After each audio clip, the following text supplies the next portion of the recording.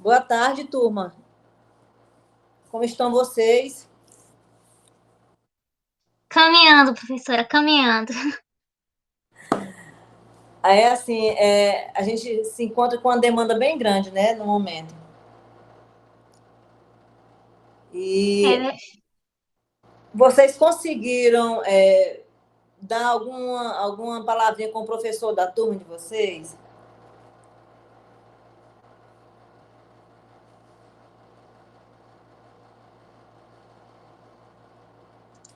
Então, professora, boa tarde. Boa tarde.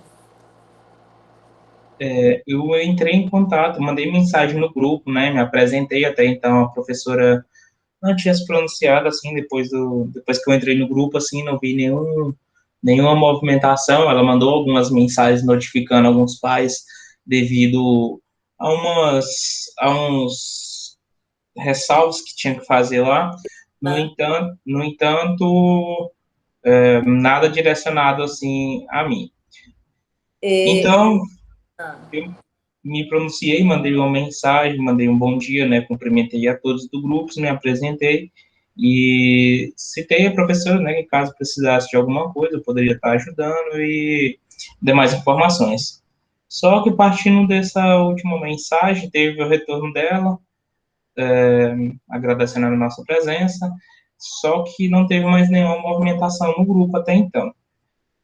Partindo da ideia que a senhora falou que a gente teria que apresentar uma atividade, alguma dinâmica, né, para a gente passar aos professores. Eu já estou constituindo já uma ideia para um esboço, na verdade, do conteúdo. Na verdade, o que eu fiquei em dúvida foi sobre a questão dessa atividade, se ela é para o ensino remoto ou para o ensino presencial. certo.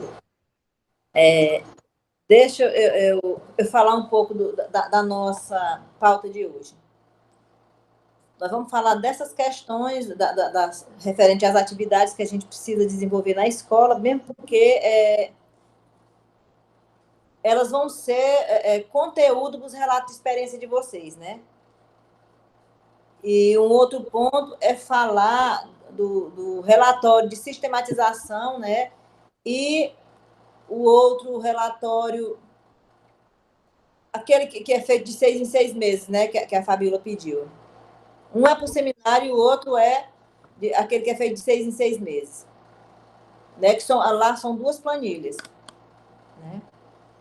E eu encaminhei também para vocês o projeto que a gente está trabalhando lá na escola, né? Todos chegaram a ver? Cortou para mim, a senhora poderia repetir, por gentileza? Eu encaminhei para vocês o projeto que está sendo trabalhado agora no mês de maio. Vocês chegaram a dar uma olhada? Bem superficial, sim. Certo. Então, também estou no mesmo sentido do Caio, professora, só o superficial. tá. Assim, por que a gente precisa se antecipar um pouco com relação a essas questões? Porque o relato de experiência de vocês vai depender dessas intervenções que vocês vão fazer. Vocês vão ter o relato de experiência relacionado aos textos teóricos que vocês discutiram com a Kaline, esse aqui que a gente está discutindo, e também a prática, que é vocês trazerem essa discussão para a prática, né? Então, assim, é necessário que vocês se organizem no sentido de estar realizando esse tipo de atividade para que vocês consigam ter material na mão no momento de vocês fazerem a apresentação no seminário, entendeu? Então, assim,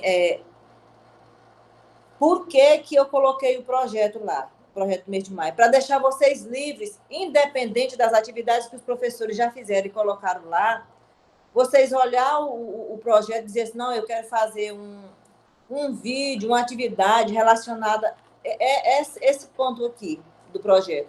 Aí vocês vão e fazem. Aí vocês vão e distribuem, coloca lá no grupo, e aí a gente encaminha para todas as turmas. Então, todas as turmas elas vão ter acesso a esse vídeo. Mas você vai ter a sua produção particular. entendeu? E esse levar essa experiência de compartilhar com todos a produção de vocês, eu gostaria que fosse um diferencial do nosso grupo, entendeu? Então, assim, eu gostaria muito que vocês não perdessem muito tempo com relação. Eu sei que vocês estão muito atarefados, mas que a gente não deixasse para a última hora essa atividade prática, tá? E com relação à pergunta do Caio, todas as atividades são de forma remota, porque lá na escola a gente elabora, a gente tem um momento de planejamento que é segunda e terça-feira.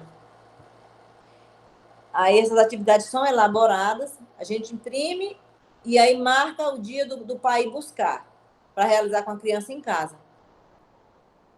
E aí, assim, inclusive, eu vou mandar um modelo de plano para vocês, tá aqui na pauta. Por que eu não coloquei tudo a semana passada?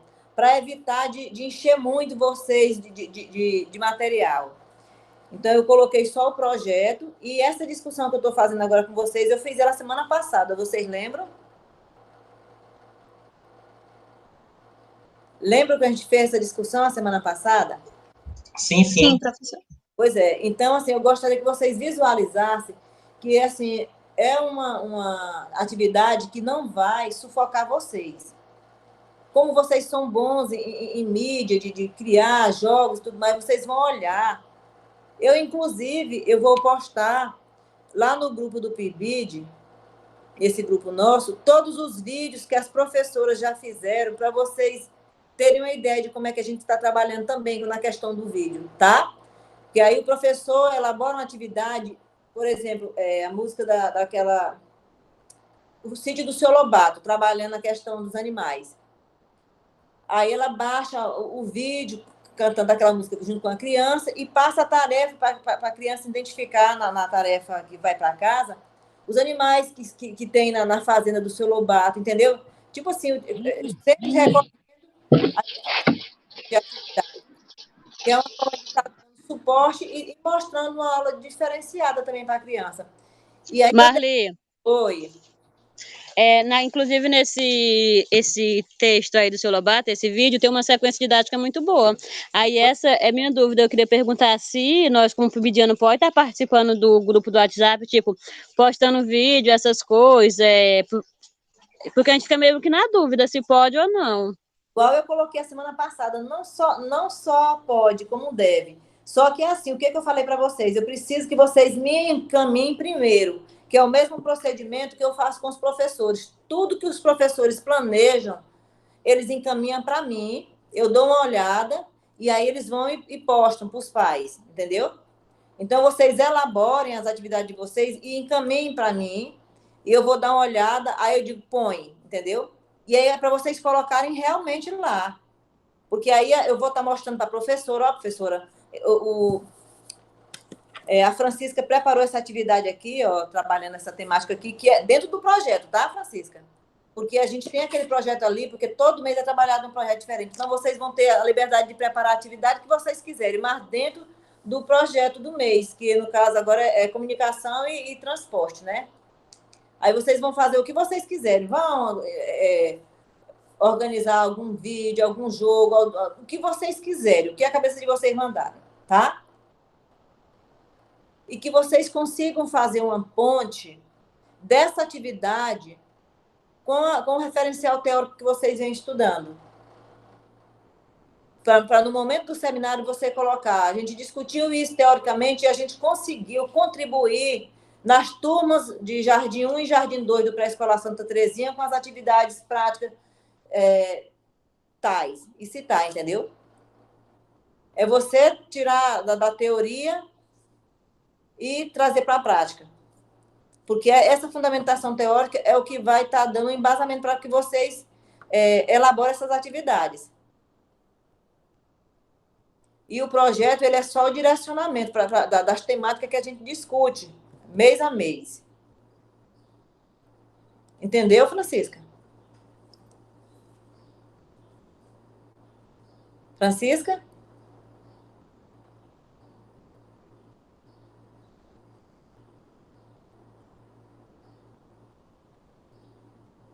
Caio, Carline. Entendi Tô sim, vendo. Marli, porque minha internet aqui é horrível, aí eu demoro, mas eu entendi sim. Tá. O Caio ia falar? Não, não, só ia dizer que eu tinha entendido. E aí já ia justificar também a ausência, a demora um pouco da Francisca, porque a internet dela mesmo é sempre ruim, assim. Tá. Aí, deixa eu falar para vocês. Hoje eu vou estar postando um plano, aí assim, um plano de cada turma, uma do Jardim 2 e outra do Jardim 1. Só para que vocês tenham uma noção, tá? Mas aí vocês vão ter a liberdade de planejar na estrutura que vocês quiserem, tá bom? Fica bom dessa forma ou vocês não querem que seja dado esse direcionamento? Como é que vocês acham que fica melhor? Eu acredito que tendo um plano fica, pra mim, eu penso que fica mais fácil pra me seguir, tentando conciliar o projeto com o que está sendo elaborado dentro da sala. Tá, Acredito que fique mais fácil. tá, Também prefiro com plano, que a gente serve como guia. tá. Mas olha só, o plano, ele é um exemplo para que vocês deem uma olhada na hora de elaborar o de vocês, tá? Porque essas atividades que já estão sendo feitas, que já foram feitas, todas elas já foram produzidas, os vídeos que tem que ser, entendeu? Aí eu quero só que vocês acrescentem mais atividades para enriquecer mais, entendeu? Aí eu vou estar encaminhando a estrutura para que vocês tenham uma noção de como é que é feito o plano, tá? Marli, Oi. você depois poderia, tipo, colocar assim uma pauta, alguma coisa do que a gente tem que estar fazendo ou não, porque como a internet é ruim, se ela é ruim, aí às vezes eu fico sempre perguntando tipo, quais são nossos projetos que nós temos que estar fazendo esses dias no PIBID, tipo, tem um seminário, tem aquele coisa que a Fabíola pediu pra gente, a professora Fabíola pediu pra gente fazer. Aí você pode estar fazendo isso para estar dando uma orientada. Posso sim. É porque eu imaginei que vocês já tivessem, já. Porque assim, ó, o que a gente tem que fazer até dia 25 e 26 de junho, Francisca?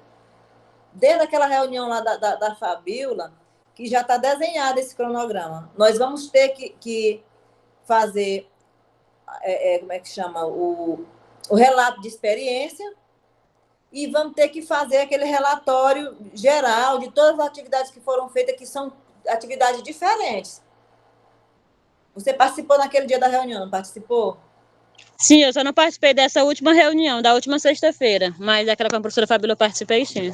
Pois é, então, o que a gente. Eu estou sempre batendo na tecla dessa questão do seminário, porque como vocês têm outras disciplinas e outras atividades, talvez o tempo não dê para a gente puxar tantas coisas. Então, o que a gente desenhou, Francisca? Nós vamos fazer a cada encontro a discussão um pouco desse livro, porque a gente precisa estar discutindo algum material teórico nos nossos encontros. Aí nós vamos estar discutindo, aí eu dividi esse livro em partes. Hoje vai ser da 39 a 68. Aí a gente vai discutir e em todos os nossos encontros vai estar na pauta falar do seminário e falar das atividades de sala de aula. Por quê? Porque uma coisa não está separada da outra. Para a gente organizar o seminário, que é o relato de experiência, vocês precisam terem feito também alguma atividade de sala de aula. Você está entendendo? Tô sim. Pois é. Então, é nesse sentido que eu estou colocando para vocês. Então, assim, são, como é que chama? Situações diferentes. O seminário é uma e o relatório é outra. Mas que vocês precisam realizar essas atividades lá na escola para que vocês façam essa complementação aqui no seminário de vocês. Vocês vão citar um relatório, um seminário de experiência, que vocês já têm o conteúdo teórico desse seminário, mas a prática, cadê? A prática é o que vocês vão estar fazendo agora, porque não deu para vocês fazerem lá na Valfredo. Então, a gente fez a transferência para a Pré-Escola Santa Terezinha, e aí a gente vai usar essa teoria que foi discutida até agora para dar uma contribuição nas aulas do Pré-Escolar Santa Terezinha. Entendeu? Entendi sim. Certo. E agora, aí assim, no final da reunião, eu vou estar postando um modelo de plano, tanto do Jardim 1 como do Jardim 2. Aí vocês dão uma olhada. E o projeto que a gente desse mês é aquele lá, que vocês vão ficar ali para vocês trabalharem da forma que vocês acharem melhor. Só quero que vocês me encaminhem antes de ser postado no grupo, tá bom? E que vocês façam essa interação com os professores, porque a Carline, a Rayane a Rayane, a Carline, eu ainda não vi nenhuma fala dela lá no grupo. Ainda não, professora. Eu realmente tô em falta com isso. Porque aquela turma lá, quem está responsável por ela, de estar chamando a atenção dos pais para ir buscar a tarefa e tudo, porque ela não tem professor. Sou eu e a professora Nilza, né, que sempre está lá, dando uma conversada com os pais, chamando, entendeu? E é uma turminha, assim, que os pais são bem descansados com relação a essa questão de ir buscar. Então tá bom. Vamos iniciar, então, a nossa discussão, né, aí da página 39 a 68.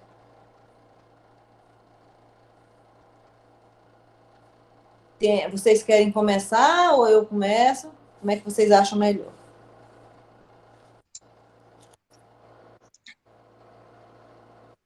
Vou É iniciar, interessante então. essa.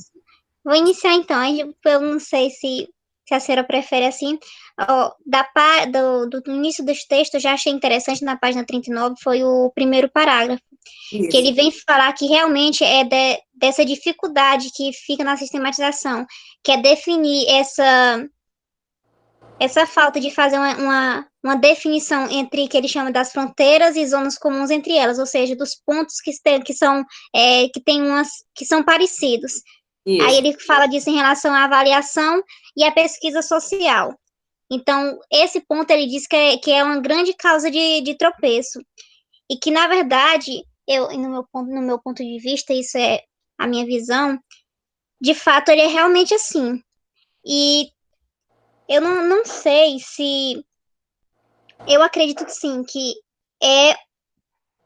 podemos dizer que é um dos pontos chaves que tem, mas que ele também, se trabalhado, é um meio e é um gatilho para fazer uma boa sistematização, que ele vem trabalhar isso também mais adiante.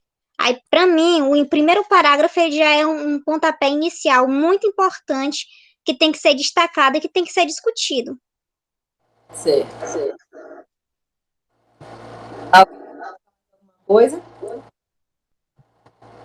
Vou, por enquanto, ficar nisso, professora. Vamos deixar mais adiante. Tá. Aí, no segundo parágrafo também ele coloca: começamos assinalando que essas 3 atividades são como irmãs de uma mesma família, né? Afirmamos, pois, que todas contribuem ao mesmo propósito geral de conhecer a realidade para transformá-la e que as 3 se situam no terreno do conhecimento. Então, assim, aqui ele também coloca que não dá para a gente desconsiderar, né, essas questões, porque elas são essenciais para que a gente produza conhecimento, né, para transformar a realidade.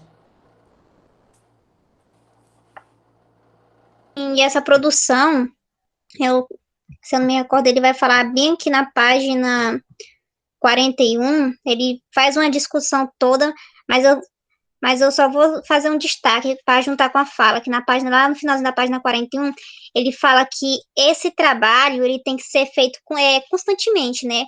Que ele tem que ser, ele chama retroalimentado mutuamente, ou seja, é aquilo de você continuar pesquisando, de você continuar conhecendo, para ir enriquecendo o seu trabalho. Que é o último, né? Sim, professora. Acontece a avaliação da pesquisa? Esse aqui não, né? No final da página 41. Uhum. Ele fala assim, ó, como acontece com a avaliação, a pesquisa e a sistematização devem retroalimentar-se mutuamente, cada uma contribuindo com o que lhe é próprio. Isso. E mais acima, eu destaquei aqui, ó, a pesquisa social realiza um exercício teórico que nos permite uma compreensão das determinações mais profundas e essencial da realidade histórico-social. A pesquisa enriquece a interpretação da prática direta que realiza a sistematização com novos elementos teóricos, permitindo um maior grau de abstração e generalização. Achei também interessante. Então, assim, o que a gente está fazendo, na verdade, é tentando trazer o que foi discutido até o momento para que a gente consiga colocar em prática, né? No nosso dia a dia, em sala de aula, no nosso fazer pedagógico. Aí, aqui na página 40, para trás aqui não tem mais nada que vocês queiram destacar, não? Eu só vou fazer uma ligação que eu achei, quando eu estava lendo essas primeiras páginas, eu achei que o texto ele foi de encontro com o livro que nós já lemos no semestre passado do PIBID, que é Pedagogia da Autonomia, de Paulo Freire, que ele fala que um dos saberes necessários para a prática educativa, para o ensino, é justamente, ele fala da pesquisa. E ele diz também nesse mesmo livro que a teoria ela não é indissociável da prática e que a pesquisa ele é um meio de fazer essa junção entre da teoria para informatizar e contribuir na prática. Então, quando eu vi esse parágrafo, eu achei muito interessante, porque foi de encontro com o que a gente já tinha visto antes, e daí você já pode ter uma noção, né? Porque com esses pontos que a gente achou interessante das discussões anteriores, já estão servindo para você fazer uma discussão agora. Então, daí você já começa a perceber as diferentes formas de sistematização que a gente falou na aula passada, na reunião passada. Isso.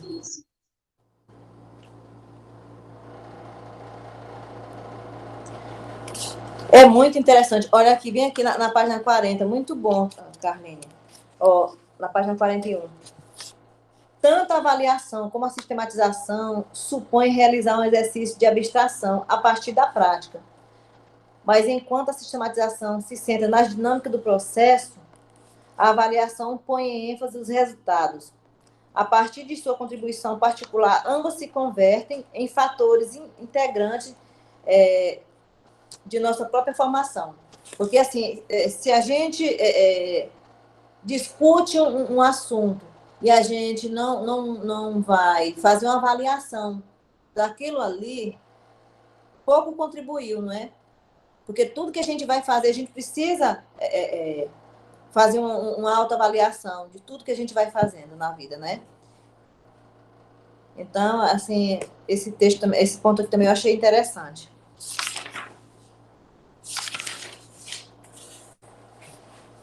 Aqui Caio, você quer colocar alguma... Caio, acho que saiu. A Iris. José Antenor, ele é... É a Adriana, porque eu estou usando um e-mail. Ah, tá. E eu fiquei em dúvida, Adriana. E eu digo, meu Deus, quem é? Não, Adriana. Então, tá bom, Adriana. Desculpa, porque eu digo, será quem é? Eu fiquei assim, chamou atenção. Você quer alguma coisa, Adriana? Não, mais pra frente. Tá. E a Iris? Francisca? Tô na reunião do PIBID.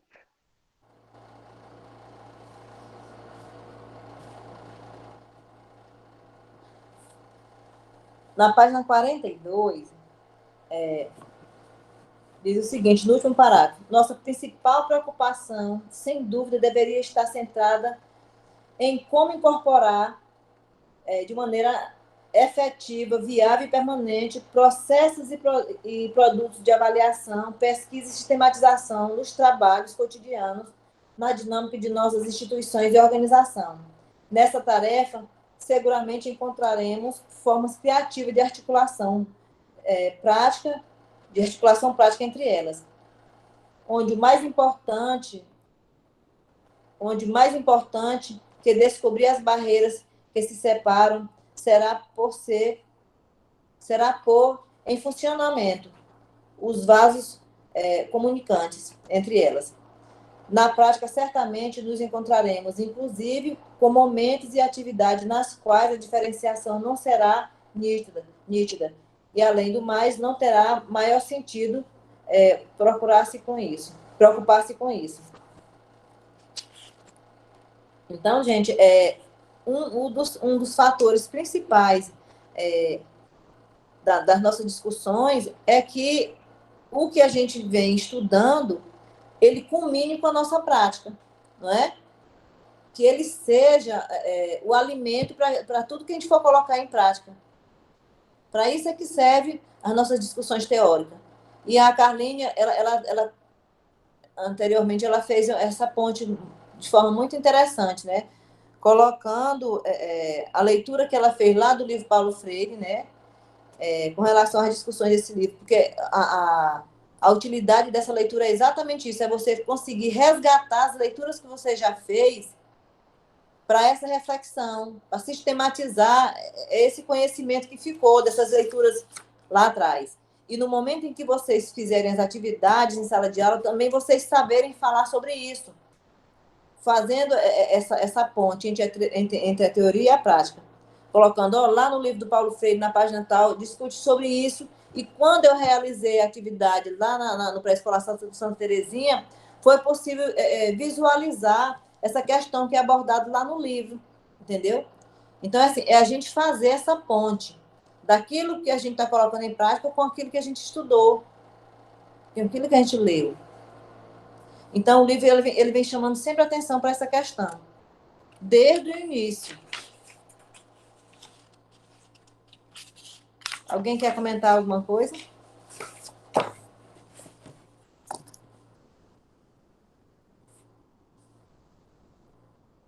Posso continuar? Pode, professora. Meu destaque, não sei se a senhora tem antes, mas o meu destaque está lá na página 46. Na verdade, são 3 pontos que ele coloca aqui que eu achei. 3 não.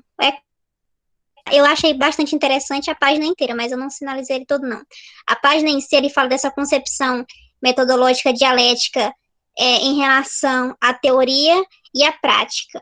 Que ele fala que, lá já no início, o primeiro parágrafo, na verdade, é o que, para mim, entre os outros são também, né?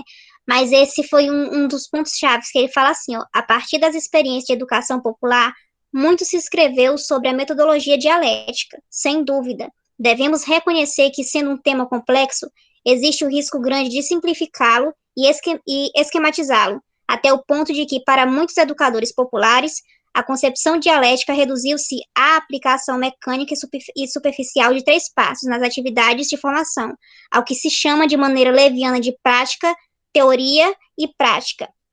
Daí, nesse ponto, eu só queria que a senhora desse mais uma aprofundada nele, nessa relação que ele fala de maneira leviana, prática, teoria e prática.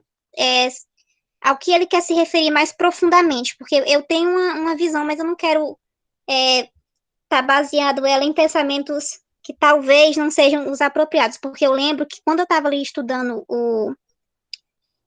agora eu não vou lembrar o finalzinho dele, não sei se era o P, acho que se eu não me engano era o PNE, ele fala uma coisa mais ou menos, mas é em relação a teoria, reflexão e teoria, mais ou menos assim, ou é pesquisa. Mas é nesse sentido. Aí tem alguma coisa a ver, essa coisa que está relacionada lá no PNE, que fala uma relação de reflexão, ação e reflexão, seria também nesse sentido? Sim.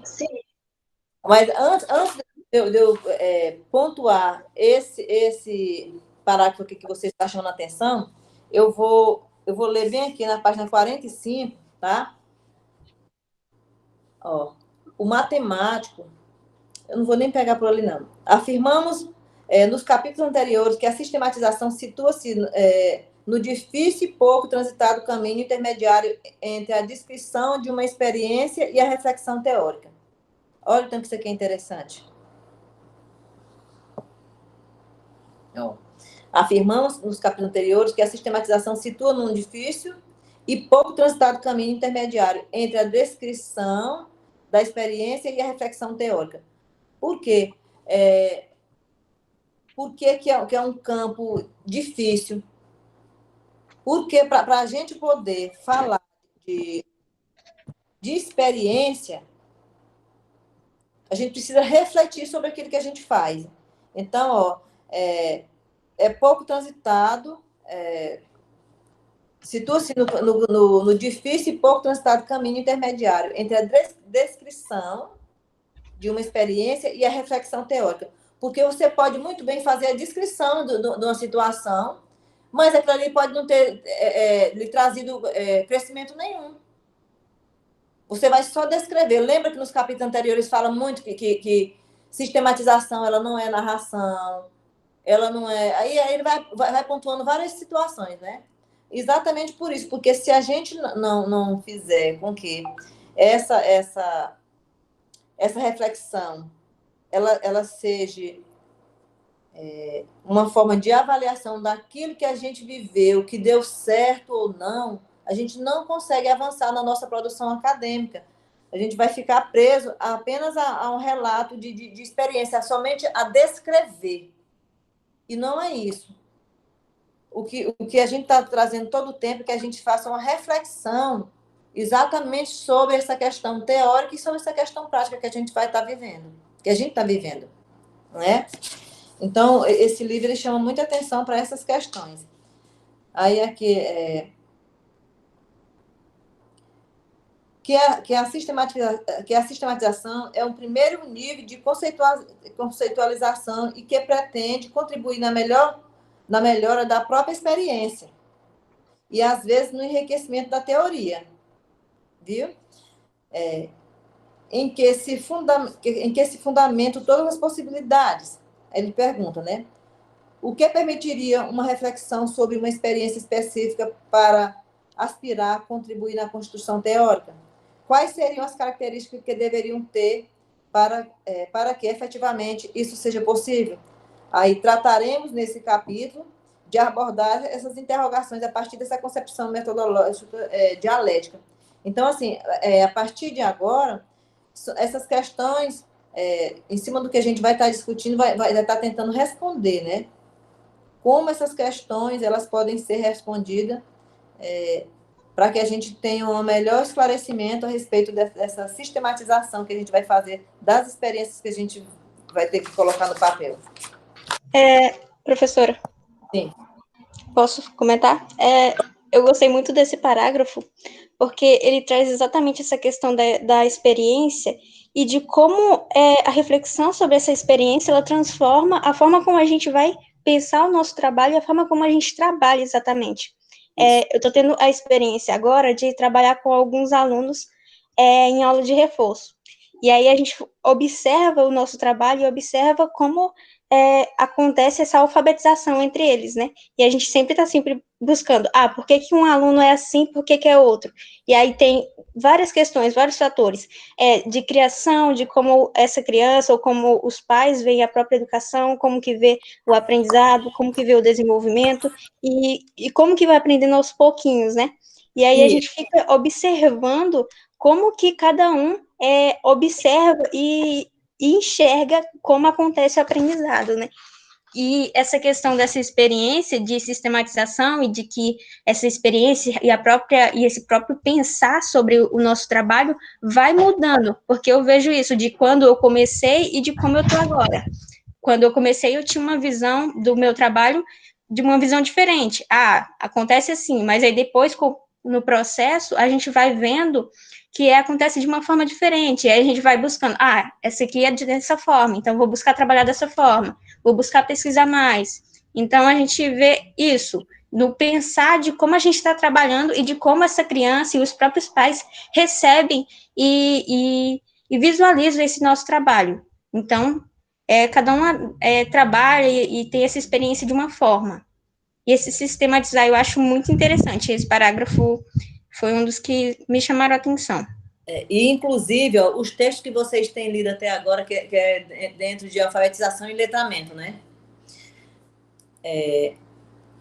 A BNCC, ela traz todo o tempo, vocês já fizeram a leitura e a gente vai estar fazendo novamente depois. Todo o tempo, tudo que o professor fizer, ele precisa refletir. Então, o professor, para ele preparar uma atividade, ele precisa ter uma bagagem teórica, né, para colocar em prática aquela atividade. Ele faz a atividade e coloca em prática. No momento em que ele faz, ele precisa refletir sobre aquilo que está sendo feito. E, Iris, e é exatamente isso que o professor precisa estar fazendo quando ele está em sala de aula. Pena que as aulas estão acontecendo de forma remota e, nesse momento, a gente não vai ter condições, mas eu acredito que, em breve, com fé em Deus, a gente vai ter essa oportunidade. E isso aí que você colocou vai estar muito claro, porque o professor ele prepara uma atividade, aí ele leva para a sala para 20 crianças. E aí, cada criança ela vai reagir de forma diferente com relação àquela atividade que está sendo proposta. É uma atividade que está embasada numa teoria, mas que cada criança vai trazer uma reação diferente diante daquela atividade que está sendo apresentada, e são essas reações que faz com que o professor melhore sua prática, porque ele vai registrar esses comportamentos, entendeu? E é isso que a BNCC ela vem trazendo agora para que a gente faça. Já existia isso, igual eu coloquei na semana passada para vocês, isso já era cobrado, e muito mais agora. Porque, aí agora comentando o parágrafo que a Carline leu anteriormente, porque senão, que sentido teria eu colocar em prática, eu estudar um certo conteúdo, aí fazer uma atividade prática e deixar só nesse ponto, eu não fazer uma reflexão em cima daquilo que foi feito. Então, assim, eu não teria condições de mudar aquela situação. Então, é assim, a minha teoria sustenta a minha prática e, a partir dali, eu vou refletir sobre aquilo que eu coloquei em prática e vou melhorar muito mais a minha visão com relação àquilo ali e, quem sabe, até criar uma nova teoria a partir das minhas observações, da avaliação que eu faço do meu fazer pedagógico. Então, é isso que ele vem chamando a atenção nesse parágrafo que a Carline lê. Ok. A experiência da educação popular, muito se escreveu sobre a metodologia dialética. Sem dúvida, devemos reconhecer que, sendo um tema complexo, existe o risco grande de simplificá-lo e esquematizá-lo até o ponto de que, para muitos educadores populares, a concepção dialética reduzia-se à aplicação mecânica e superficial de 3 passos. Não é diferente se um professor hoje, que a BNCC ela vem para tornar unificado o conhecimento do aluno, tanto que está aqui em Tocantinópolis, como quem está em São Paulo, no Rio de Janeiro, Mato Grosso, entendeu? Por quê? A Base Nacional Comum ela veio com esse propósito. Mas, se eu pego essas orientações e eu faço ela como se fosse uma receita fechada e só coloco sem refletir sobre a minha prática, pouco ela vai me servir.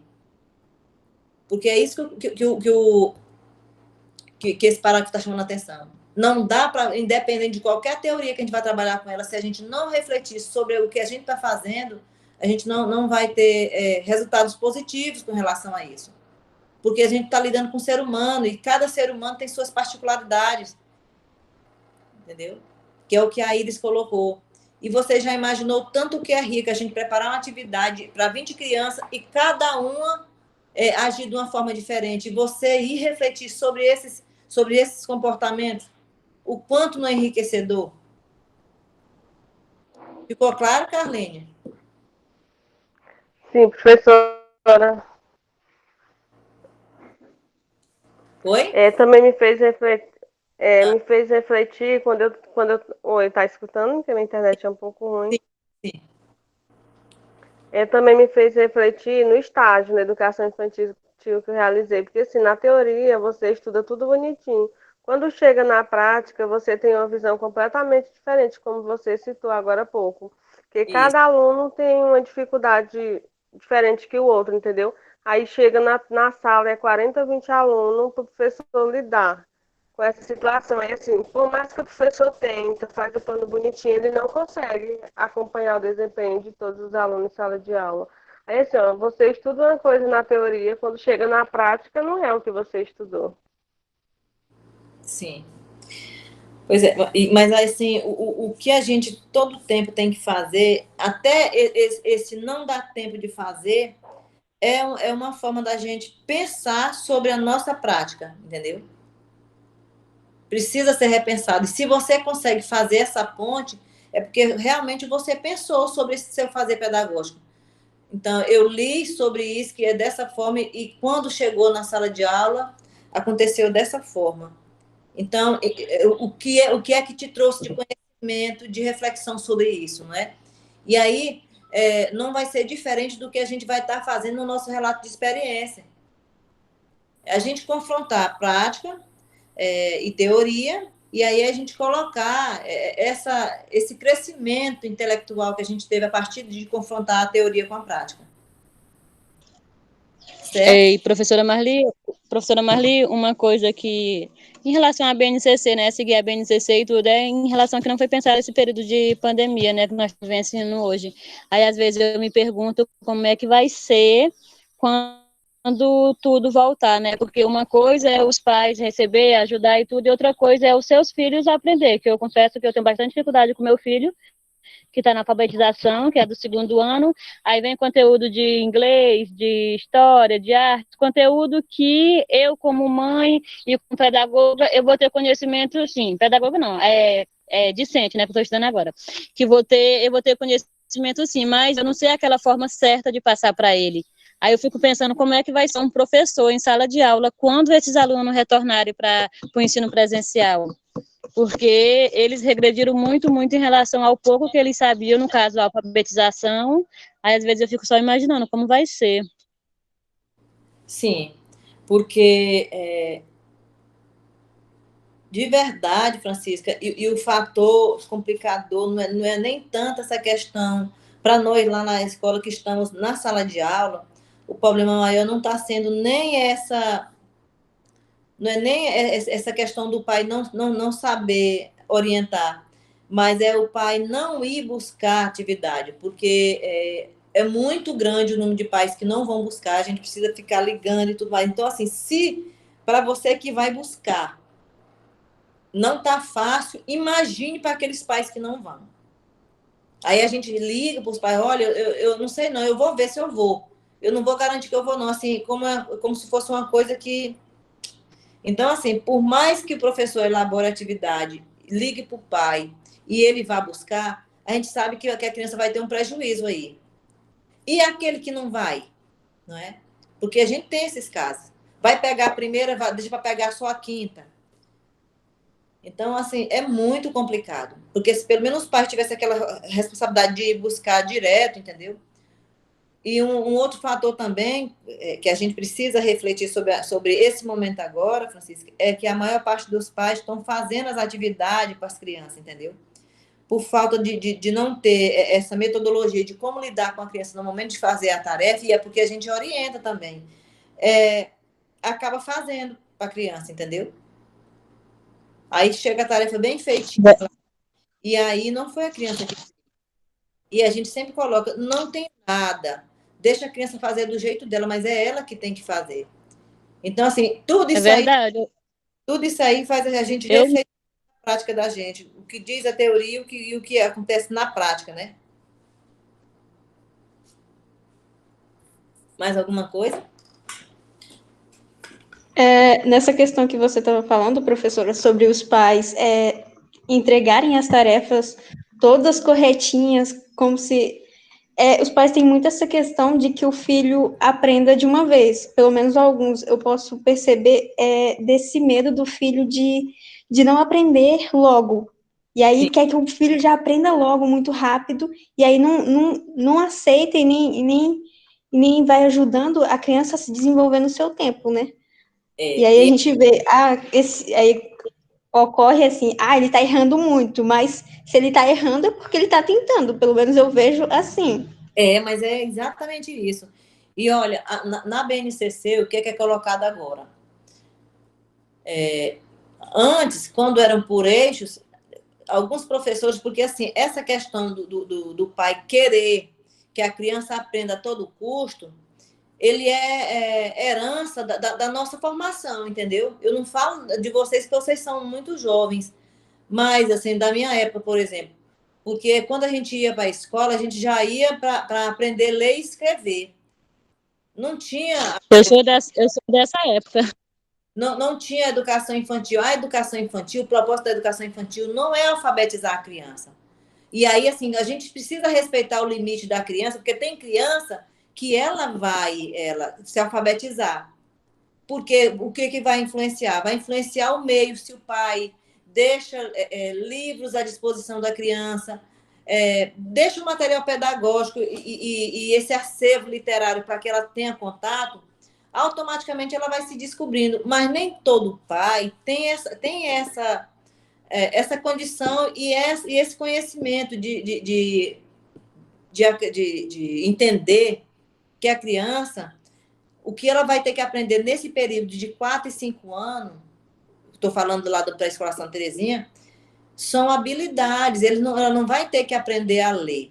Ela pode até chegar a esse processo, mas não que seja que o professor vá forçar a criança, porque tem que sair dali lendo. E o que está causando os pais fazer no lugar da criança é exatamente essa falta de entendimento que eles têm. E aí, assim, por mais que a gente ache que o pai esteja errado, mas eles estão atrelados à formação que eles tiveram, de quando a criança ir para a escola já sair de lá lendo e escrevendo. E a educação infantil, ela é diferente. Na educação infantil, você vai desenvolver suas habilidades que são apropriadas para que você entre no ensino fundamental e você consiga aprender a ler e escrever corretamente. E se você queimar a etapa na educação infantil, você se atrapalha lá no ensino fundamental.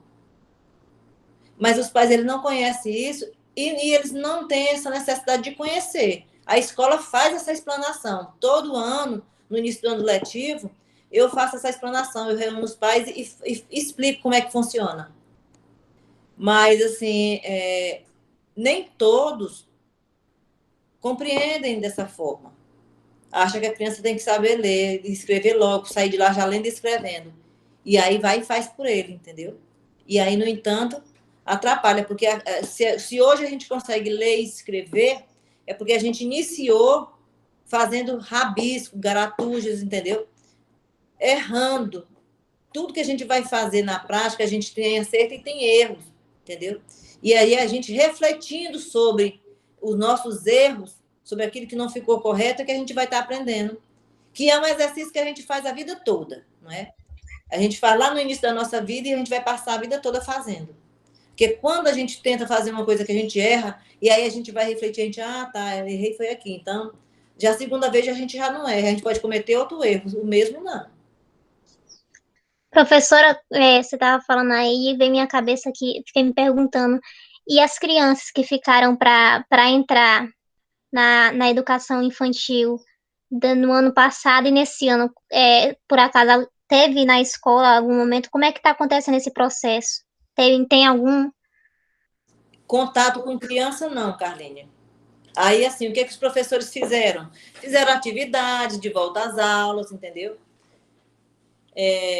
Fizeram lembrancinha, encaminharam para eles como forma de estar se aproximando da criança, mas, assim, a gente está lidando com crianças que a gente não conhece, entendeu?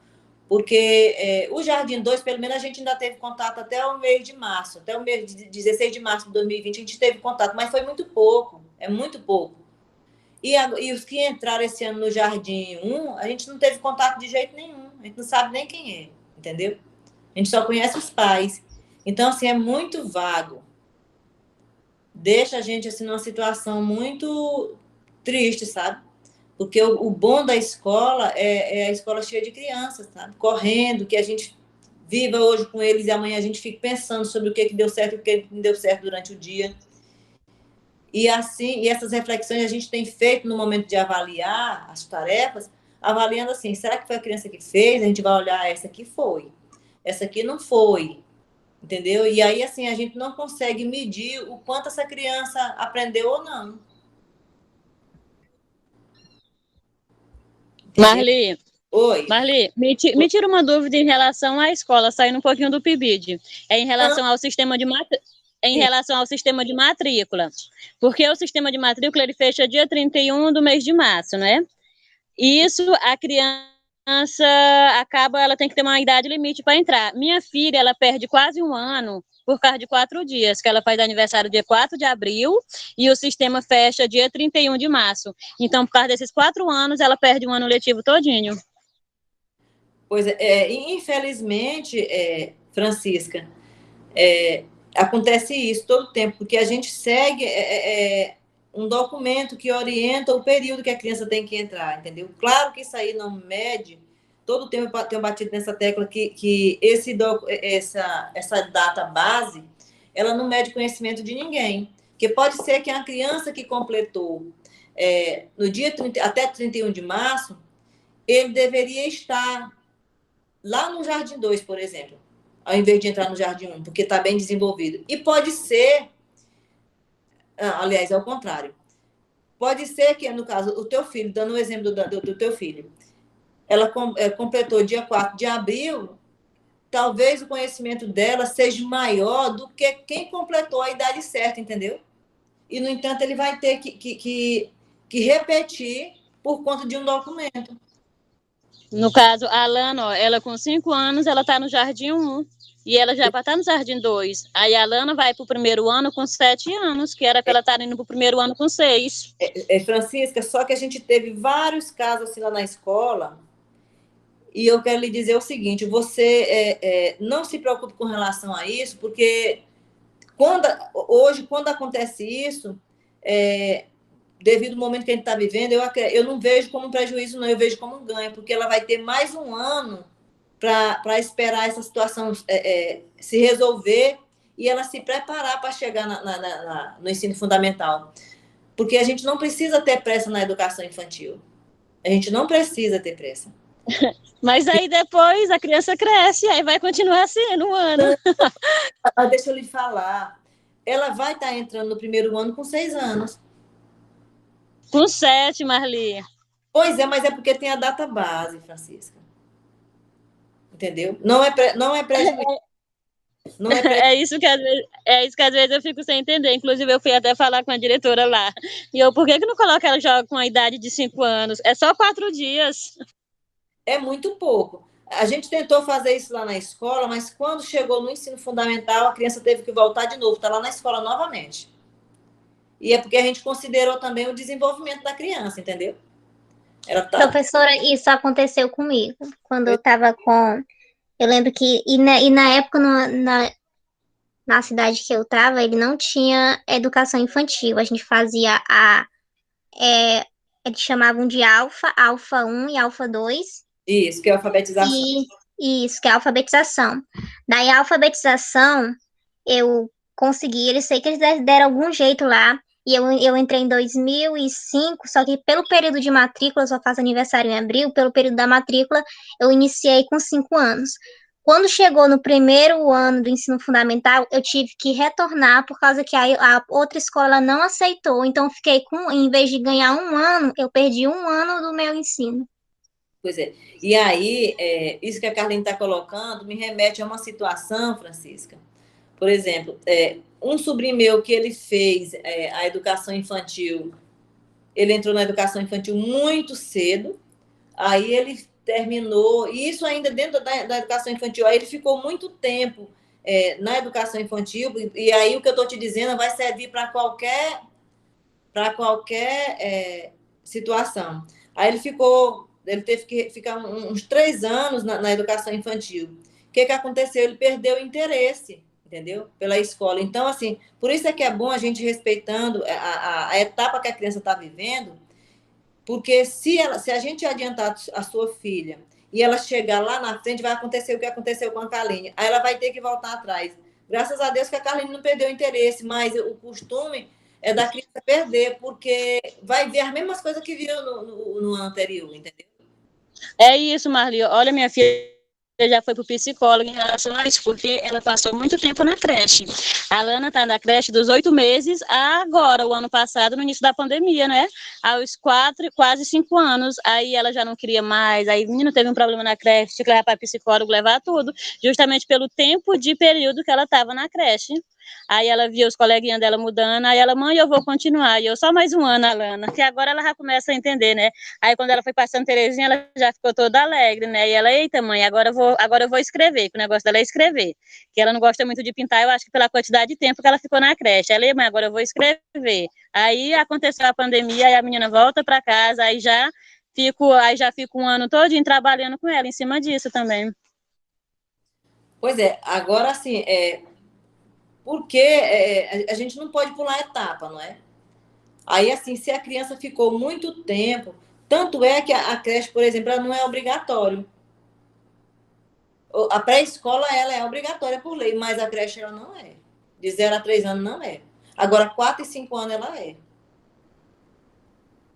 Então, assim, é bem complicado, Francisca, mas a gente não tem, assim, como fazer isso agora. E eu acredito que você não vai estar perdendo, da tua criança tá repetindo, por conta dessa situação agora que a gente está vivendo. Entendeu? Nesse coisa tem um quesito também, professora, que você tava falando, tava lembrando aqui mesmo da nossa da realidade aqui da minha cidade, aqui do meu bairro, que nesse ano era para entrar no pré-escolar as crianças de 4 anos, como você citou, mas tem muita criança que não tá no pré-escolar por causa que os pais ficaram com medo dessa coisa de como vai acontecer esse processo porque eles não vão ter contato, e então eles estão vendo num sentido de que vai ter muita perda. Então, nem sequer não tiveram as crianças de matriculadas A da creche, né? do pré-escolar. Agora, do pré-escolar, é assim, precisa, sabe, Carlene? A pré-escola precisa porque, de qualquer forma, vai dar uma base para ela, tá entendendo? Porque o prejuízo é maior. Aqui, o que a gente percebeu com relação a isso, eu não estou dizendo que é a realidade daí. Os pais, eles não se interessaram muito para fazer a matrícula, para evitar ter esse trabalho com a criança. Foi a situação de vários pais, quando a gente ligava, você não vai fazer a matrícula? Não vou, não, porque eu não vou ficar me ocupando de ficar ensinando o menino, não. Então, assim, por esse lado, entendeu? E aí, a maior parte das matrículas, a gente teve que ligar, você precisa, porque senão o Conselho Tutelar vai atrás de você, porque é lei, a pré-escola, a criança precisa estar matriculada. A creche não, mas a pré-escola precisa. Aqui a realidade foi nesse sentido. Porque o fato dela, o pior vai ser se ela não tiver nenhuma experiência de nenhum acompanhamento pedagógico. Aí vai chegar, de qualquer forma, se ela ficar 2 anos sem estudar, ela vai ter que entrar lá no ensino fundamental sem ter vivido nenhuma experiência de escola. Você entendeu? Então, Entendi, professor. Então, aqui, voltando aqui para a página 46, vamos bem aqui para o segundo parágrafo. A concepção, mas assim, tudo isso aqui tem a ver com o que a gente está fazendo, viu, gente? Porque nós estamos falando de experiência de sala de aula, tá? A concepção metodológica dialética é uma maneira de conceber a realidade, de aproximar-se dela para conhecê-la e atuar sobre ela para transformá-la. É por isso uma maneira integral de pensar e de viver uma filosofia. A concepção metodológica dialética entende a realidade como um processo histórico. Nesse sentido, concebe a realidade como uma criação dos seres humanos, com nossos pensamentos, sentimentos e ações, transformando o mundo da natureza e construímos a história, outorgando-lhe um sentido. Isso aqui é tudo que a gente já discutiu agora há pouco, né? Que é o sentido do que a gente está fazendo.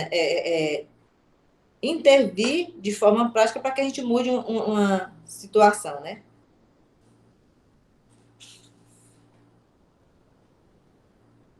Aí aqui, a concepção metodológica dialética entende a realidade histórico-social como uma totalidade, um todo integrado em que as partes, o econômico, social, o político e o cultural, o individual, local, nacional, internacional, o objetivo e subjetivo, não podem ser entendidos isoladamente, senão em relação com o conjunto, e em uma totalidade que não é vista como soma aritmética das partes, e sim como articulação interna de todas as suas múltiplas relações. Por quê? Porque tudo, a gente precisa entender essa concepção como uma concepção que ela entende o processo em sua totalidade, sem deixar que fique nenhum processo fora, porque a gente é reflexo de toda uma situação que a gente vive, social, econômica, financeira, cultural. E é para isso que está sendo chamada a atenção, que a gente não analise as coisas só de um ângulo. E professor em sala de aula, por exemplo, quando vocês forem produzir os relatos de experiência de vocês precisam fazer essa ponte. entender a criança, no momento de realizar aquela tarefa ali, como um ser social, que está inserido na sociedade cultural, econômica, entendeu? E que tudo isso aí interfere no processo de formação dele. E precisa estar presente na nossa reflexão, na nossa prática pedagógica. E com a teoria que a gente estuda todo dia. Isso, professora, você falando só me vem à cabeça o que eu vou trazer de novo Freire, mas eu vou inserir Cortella, de que é necessário respeitar os saberes dos alunos. Exato. E esse saber respeitar também, saber respeitar o local do indivíduo, e já entra a Cortella dele falar de que cada indivíduo ele está inserido em uma realidade diferente. Então, é impossível vocês querer comparar a vida de um aluno com a do outro, sendo que cada um vive um momento diferente, tem uma experiência de vida diferente, vive uma realidade diferente, e daí é que entra essa questão de que aí Cortella fala que professor, ele compara a sala de aula como um teatro, porque o professor ele precisa saber atuar. Atuar no sentido de que se ele prepara um plano A e não dá certo, ele tem que ter o plano B. E esse plano B, às vezes, ele já faz um freeze dizendo que esse plano B ele pode ser aplicado também junto com o plano A, porque às vezes um aluno ele se adequa com o plano B e o outro aluno ele se adequa com o plano A ou com qualquer tipo de plano. E eu não estou dizendo aqui da gente criar uma forma de ensinar diferente para cada aluno dentro da sala de aula, até porque é impossível fazer isso. Mas é tentar achar um meio termo entre todos esses para abranger todo, respeitando o momento de cada um. Por quê, Carlene? Perfeita a sua fala. Porque quando essa fala sua aí, ela me remete à história da educação. Por que no Brasil rendeu tanto analfabetos? Porque a escola ela era feita só para alguns, porque a gente seguia um modelo fechado de educação. E aí, se eu não me enquadrasse naquele modelo de educação, tudo bem, então eu não aprendia. Ficava só quem tivesse condições de aprender. E hoje, a educação, o olhar é diferente. Hoje a gente trabalha com a BNCC, mas já tem um bom tempo que a gente discute a educação dessa forma, entendeu? Eu vou fazer uma atividade, eu vou explicar ela dessa forma. Se 10 alunos entendeu, e aí o restante não entendeu, aí eu vou usar uma nova metodologia para explicar aquela tarefa, aquele conteúdo, de uma forma que chegue lá para aquela criança. E para isso eu preciso conhecer por que aquela criança tem dificuldade de entendimento com relação a isso. Digamos que eu fale sobre jornal em sala de aula. Tem uma criança que ela não tem televisão em casa, ela nunca ela teve contato com relação a assistir um jornal. Já uma outra criança, os pais costumam assistir jornal e deixam essa criança assistir também.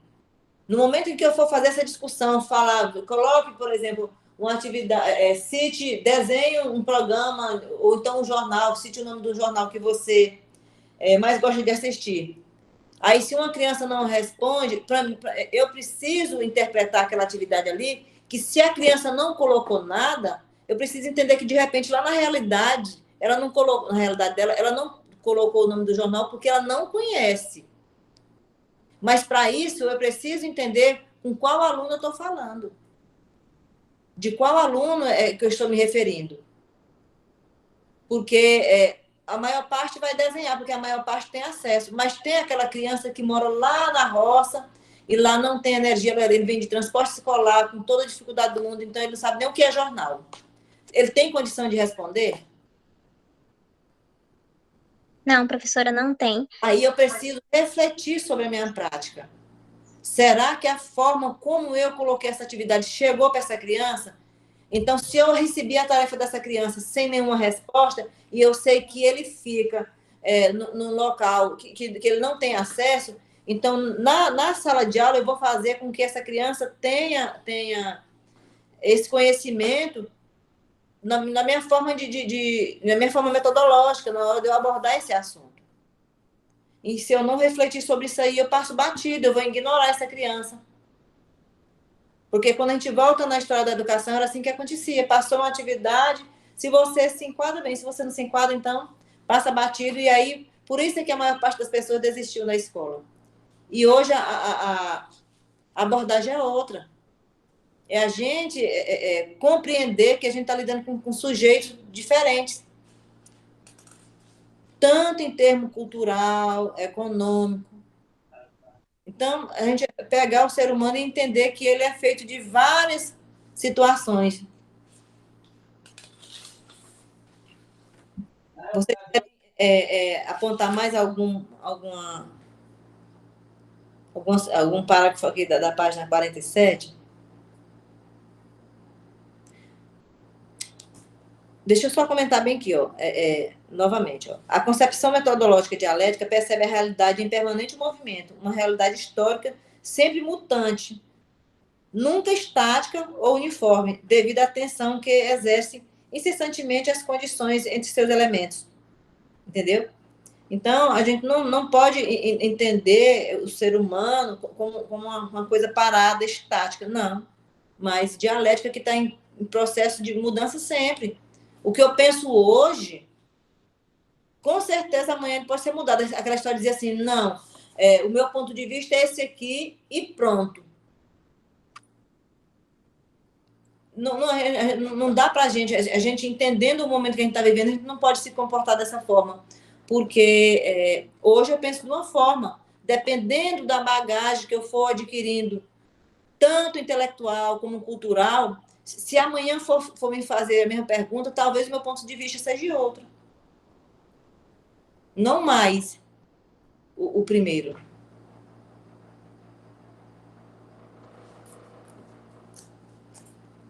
Vocês querem colocar alguma coisa?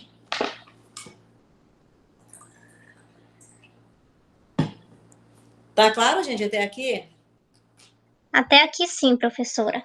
O meu destaque, ele tá lá no finalzinho da página 47, também no 47 e 48, finalzinho da 47, que fala assim, para a concepção... Isso. A gente consegue destacar os mesmos pontos. Pode falar. Ele fala assim, ó, para a concepção metodológica dialética, a realidade é ao mesmo tempo una, mutante e contraditória, porque é histórica, porque é produto da atividade transformadora, criadora dos seres humanos, no devir histórico da humanidade, mundo existente e desafio por construir, homens e mulheres desenvolvendo relações fundamentais com a natureza, com as demais pessoas, conosco mesmo. Essas relações expressam-se como fenômenos sociais. Então, é justamente, eu levei nesse ponto, é justamente isso que a gente está discutindo desde o início da reunião, dessa relação de que tudo que nós fazemos, ela é fundamentada como um processo histórico, porque justamente é o que nos faz. Daí me veio a cabeça, me veio a cabeça agora, que eu não vou me recordar qual é o sociólogo que fala, mas ele diz que o indivíduo, ele é um processo histórico porque ele é fruto da sociedade, ele é um processo histórico porque é fruto da sociedade. Daí, gente, já perceberam que eu sou apaixonada por Freire, né? Então vai Freire de novo. Freire fala justamente isso, que é necessário trabalhar o indivíduo como um indivíduo social, histórico, e ele também cita político, porque é um conjunto de transformações, é um conjunto de ações, é um conjunto de relações sociais que vão nos moldando, e às vezes, é nesse sentido que a gente tem que buscar fazer essa reflexão da nossa prática educativa, da nossa prática, não só a nossa prática educativa, mas também da nossa ação docente. E nós pensarmos como é que nós estamos agindo, como nós já estamos atuando hoje, porque tudo isso, a forma que nós estamos estudando hoje, ela vai estar construindo a nossa identidade docente. E isso vai contribuir para nós formarmos a nossa autonomia docente. E isso tudo a gente vai levar para a sala de aula em um determinado momento. Aí eu me recordo que teve uma palestra do PIBID, se eu não me engano foi a segunda palestra que a gente teve, que ela falou que às vezes... Não foi, vou organizar meu erro. Foi uma palestra que a nossa professora da grade curricular normal, ela passou que era a relação dos mestrandos em tempos de pandemia, que ele fala justamente isso, que o professor estava citando, que hoje ele percebe que muitas coisas que os professores dele faziam antes, hoje ele faz dentro da sala de aula, porque é justamente isso, é um contato, uma ação social com outra ação social, e isso vai nos construindo, isso vai nos moldando, vai nos interpondo um ponto, uma aparência com a outra, e vai formando justamente não apenas um novo saber, mas um novo ser social. Isso, ótimo. Aí, enquanto você foi falando, eu fui pensando aqui. E aí, puxando novamente, porque todo tempo a gente vai estar lendo e vai estar falando sobre o seminário, né? E aí eu bato na tecla novamente da necessidade da gente elaborar uma atividade para a gente colocar no grupo que vocês estão inseridos, porque vocês lembram do subgrupo que você, Carlinhos, por exemplo, Carlinhos, o Caio e a Railane, né? Estão juntos. Lembra? Subgrupo? Sim, professora. Eu estava com meu microfone desligado aqui falando. Assim, pois é. E aí, a gente vai precisar elaborar essas atividades, porque vocês vão precisar falar no relato de experiência de vocês, até para enriquecer o que vocês entenderam dessas atividades. Porque como a gente vai estar de forma remota, se você entrar lá vocês entrarem lá no grupo dos professores, eu vou encaminhar os vídeos das crianças fazendo as atividades em casa, que é dessa forma que a gente está conseguindo avaliar. Aqui, por exemplo, a criança imitar um animal, né? Aí, 2, 3 crianças conseguiu fazer a atividade. Então, assim, a gente vai ter que refletir sobre a nossa prática dessa forma, tá entendendo? Porque, de outra forma, vai ficar muito superficial. Então, a gente vai ter que buscar esse recurso da gente refletir a partir das postagens das crianças. E aí, por que só 6 crianças postou?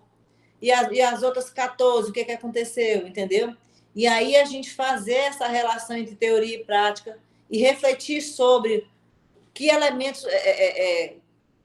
aconteceram para que as outras crianças não fizessem, não postassem. Então, a gente vai precisar fazer essa relação. Coisas que se a gente tivesse na prática, seria muito mais fácil, né? Porque é dessa forma que a gente está refletindo lá na escola. Entendeu? O Caio não está presente? Não falo mais? Não, professora, não está.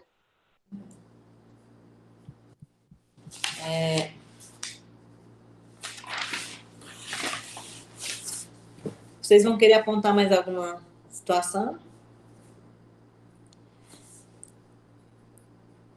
Eu vou estar pontuando bem aqui, na página 49, a união entre a teoria e a prática.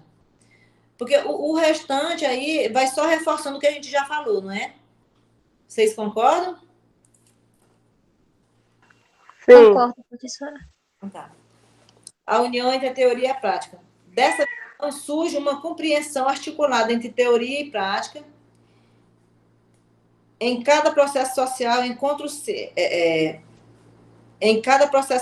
encontram-se conectados de forma particular todos os fios de relação com a prática social e histórica. Aí, novamente, vem reforçar o que a gente estava acabando de falar, né? Porque quando a gente une teoria e prática e põe em prática, novamente, a gente precisa compreender esse acontecer, entendendo a prática social e histórica do sujeito que está envolvido, né?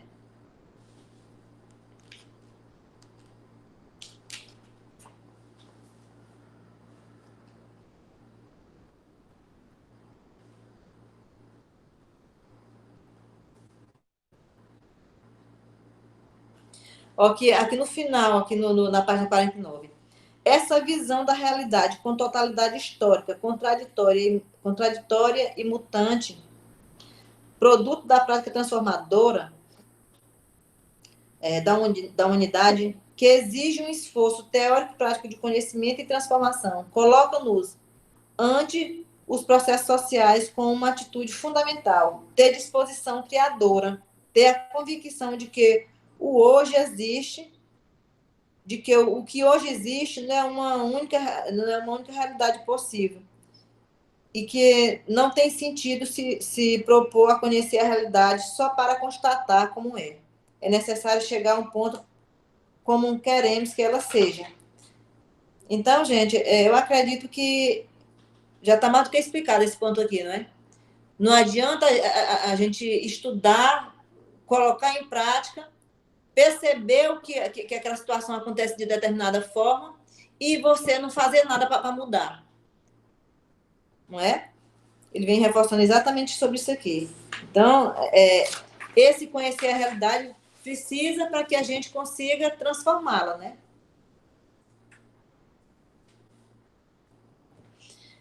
Aí aqui na página, querem comentar alguma coisa?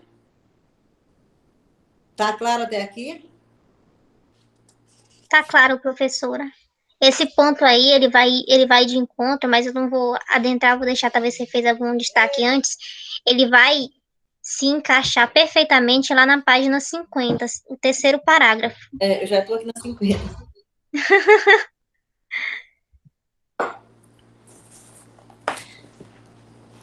Ó, da concepção viva ao pensamento abstrato. Sempre percebemos a realidade em que vivemos por meio dos sentidos. Esta é a primeira forma de conhecimento e a primeira fase na formação de conceitos. Ela nos permite captar a aparência exterior das coisas e situações. Essa percepção não é um ato passivo, onde a realidade nos entra de fora através dos sentidos, que estariam simplesmente esperando receber a impressão do mundo exterior.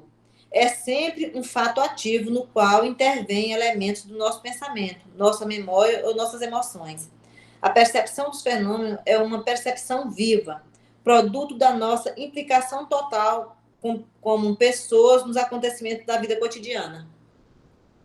Entendeu?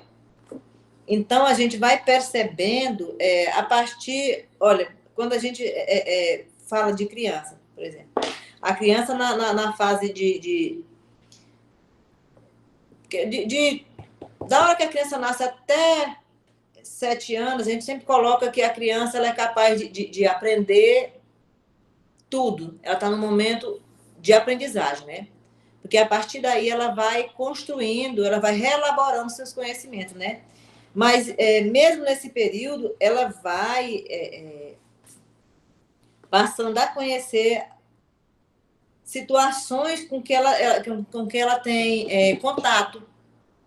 Não é uma coisa aleatória.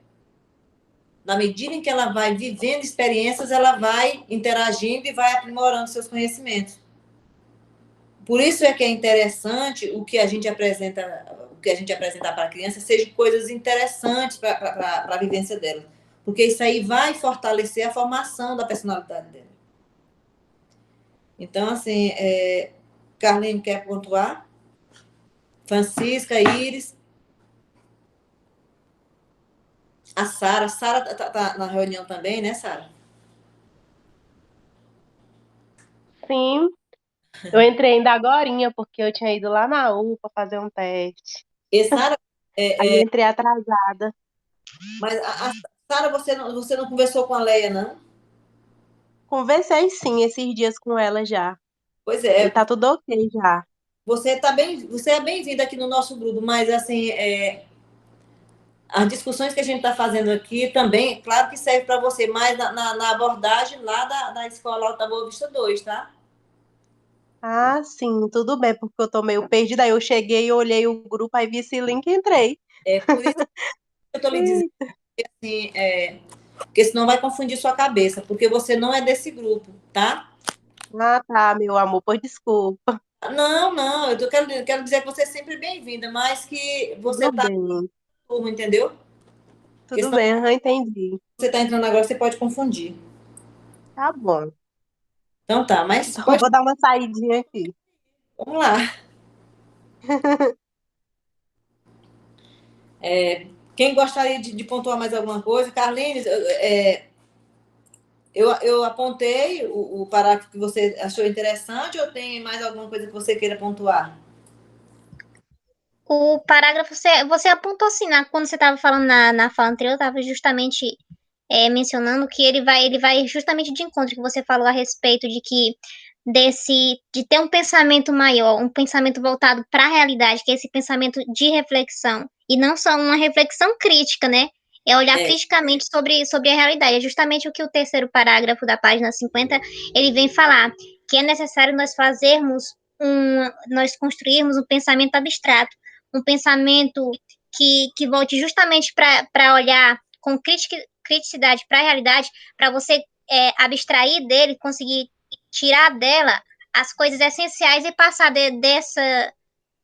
desse mundo dos sentidos, dessa visão de sentidos, para uma visão que você possa olhar como um todo. isso.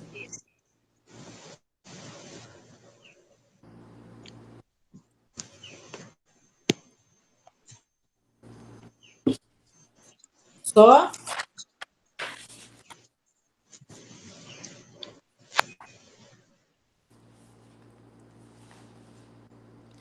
Aí, deixa eu só pontuar bem aqui na página 51. Análise. Permite desagregar um conhecimento ou situação em diferentes componentes, estudá-lo em separado, procurando localizar na sua estrutura interna as características particulares de cada elemento. A análise nos permite ir a fundo dos aspectos próprios de cada elemento ou fator presente na realidade. É como enfocar o olhar sobre cada árvore em um bosque. Ou seja, é analisar ao pé da letra uma situação, né? Análise, né? O conceito de análise. Aí, síntese. Percorre o caminho inverso, obtém conclusões baseando-se na relação entre distintos componentes ou encontrando seus pontos comuns e suas principais diferenças. Reordena os diferentes elementos de acordo com as prioridades, distinguindo os aspectos fundamentais e o secundário. Aqui é só dando uma pincelada no que é análise, síntese, né? Quer comentar? Alguém quer comentar? E a indução é o processo que, partindo do... Gente, isso aqui são elementos que vocês, no momento de fazer o relato de experiência de vocês vão caminhar por esses caminhos. Vocês estão entendendo, né? A indução é o processo que, partindo dos fatos, de dados observáveis, ordena e compara, chegando a formular conclusões. É um processo que vai do particular ao geral, de imediato ao mediato, do concreto ao abstrato. A dedução percorre o caminho inverso. Parte das formulações teóricas dos conceitos, as leis já estabelecidas, para ir deduzindo conclusões específicas. Passa do geral ao particular, do imediato ao imediato, do abstrato ao concreto.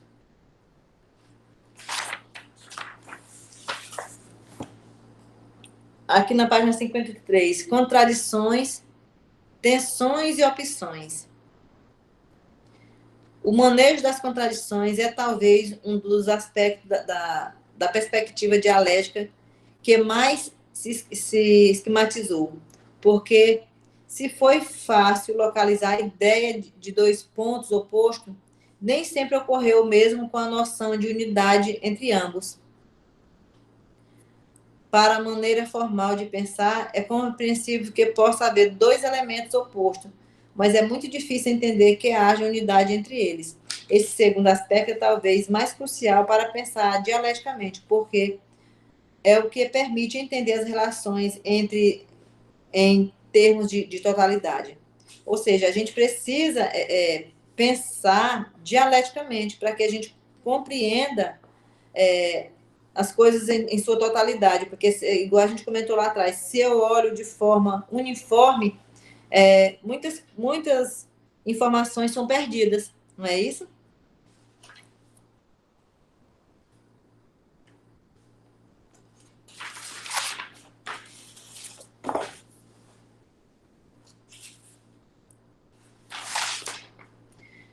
Na página 55, tem alguma coisa que vocês queiram pontuar? A minha pontuação está no final da tá, justamente no início da 55, que ele vem falar que essas contradições que são vistas como essa tensão, justamente nesse caráter de que um necessita do outro, que só é oposto se tiver um outro para ele se opor, né? Ela vai fortificar a nossa prática, porque ele fala que não tem essa coisa de neutralidade, não tem como nós nos posicionarmos neutralmente, até porque nós estamos diretamente, todo momento nós estamos recebendo uma gama de informações. Então, essa noção de nós que vamos agir a todo momento de modo neutro, ela não pode existir. Isso é meu ponto de vista. Ela não tem como acontecer. Porque nós recebemos, talvez nós podemos não nos posicionar no momento, mas a nossa decisão ela já foi tomada. E a nossa prática docente, ela vai justamente agir nessa relação de tensão, nessa relação da contradição que está entre um aspecto e o outro. Isso. Até o fato da pessoa se opor a uma situação, ela tem o seu porquê, não é? Então, não é uma coisa neutra. Já é um posicionamento, né, professora? Existe uma bagagem por trás disso aí, teórica, para fazer com que a pessoa se coloque dessa forma. Ela pode até usar o termo neutralidade, mas ela sabe que, para ela usar esse termo, existe uma gama de teoria que sustenta o que ela está dizendo. Não é? Porque para mim dizer que eu sou neutra numa situação, eu preciso ter argumento para dizer por que eu sou. Não é isso? E conhecer os dois lados, né? Isso. Uhum. Aí vamos aqui para a página 57. Tem mais alguma coisa que vocês queiram pontuar? A Iris, a Francisca. Aqui a Adriana, né, que está aqui. Eu sempre... Sim, sou eu. Pois é. Vamos comentar? Eu vou tirar meu rosto daqui. Vocês também estão tirando de vocês? Vocês não querem que eu veja vocês, né? Vou tirar aqui o meu. Eu sempre fico achando que a gente fica mais próximo se a gente tiver com a câmera ligada. Professora Marli, hoje eu não liguei minha câmera que eu tô toda arrupiada. E eu não ligo a minha porque minha internet é horrível, horrível. Eu acho que vou fazer igual o professor Cleomar. Agora eu vou assistir a aula da UFT, porque eu moro pertinho da UFT Babaçu. Aí eu vou assistir minhas coisas lá, porque minha internet realmente é muito ruim. Adriana, você quer comentar alguma coisa? Não, no momento não, tá ficando bem clara as explicações. Vocês conseguiram ler esse material? Sim, professora, eu consegui. E os demais? Eu não consegui ler ainda todo. Não, eu digo só essa parte que a gente passou, porque lembra que a gente está colocando de pouco para que vocês consigam ler, para que a gente possa fazer uma discussão, todo mundo junto. Sim. Que é para a discussão não ficar só entre uma ou duas pessoas, mas que todos participem. Professora Marli, vamos fazer assim, ó, escolher tipo uma reunião, aí cada duas pessoas debate o assunto, aí a gente vai só compartilhando, porque aí fica mais fácil, eu acho. A gente pode pensar assim, até mesmo para forçar os outros a participarem, né? Porque geralmente sempre só é nós aqui no grupo. Aí o Caio e a Railane, né? Aí não sei se o grupo é só esse mesmo. Não. São bem mais pessoas. Eu acho que tá faltando mesmo mais componente. Aí Assim fica mais fácil mesmo, professor. Sempre é só nós. É Carlinhos, Railane, Caio, eu, Iris e Adriana. Então, no próximo encontro, a gente pode estar pontuando. A gente divide as páginas de acordo com os componentes e aí coloca eu vou fazer isso, Francisca, uma boa ideia. Para tirar essa sobrecarga da Carline. A próxima página as próximas páginas que a gente for debater, eu vou dividir e coloco no grupo lá, já como pauta do próximo encontro. O que cada um vai estar discutindo, tá bom? Ótimo. Todos concordam? Os que estão presentes? Sim, professora. Tá bom, então. Aqui na página 57. Tem algum ponto que vocês queiram destacar? O meu ponto, ele tá lá no comecinho da 56. Que ele fala que a prática ela não pode ser entendida apenas como a ação da pessoa. Ela é um conjunto, ela é bem mais profundo que isso, né? Ela é um conjunto como um todo. Ele vem dizer que nossa vivência, ela tem uma justificativa, que é aquilo que a gente discutiu antes, que tem uma justificativa aquilo que a gente está tomando, aquilo que a gente está se posicionando. Tem uma orientação, tem um sentido, né? Então, a prática ela não pode ser entendida apenas como a ação que a pessoa realizou em determinado momento, mas é algo bem mais profundo que isso.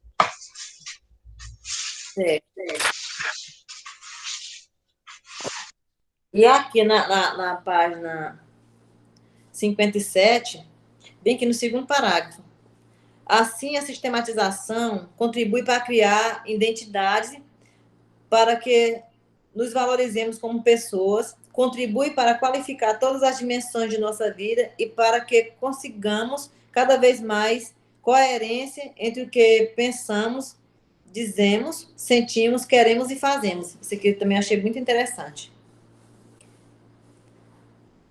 Na verdade, essa leitura ela vai só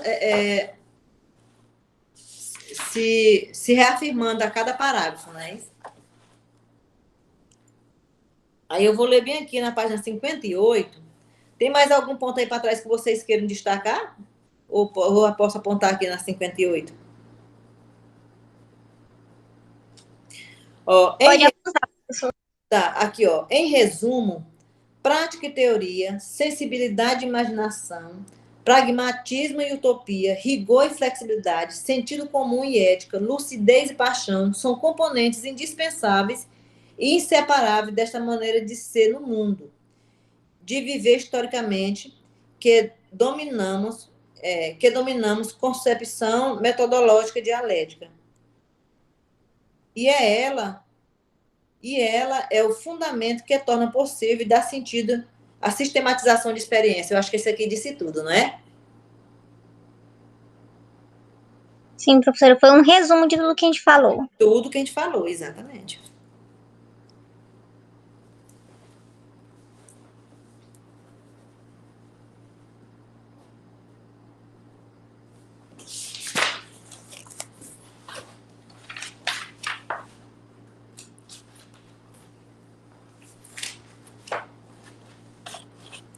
Eu tinha apontado que a gente ia fazer a leitura da página 39 a 68. Eu acredito que a gente vai parar bem aqui na 58. Eu acredito que já deu o que a gente tinha que pontuar por hoje. E aí nós vamos deixar esses próximos pontos para a próxima aula. O que vocês acham?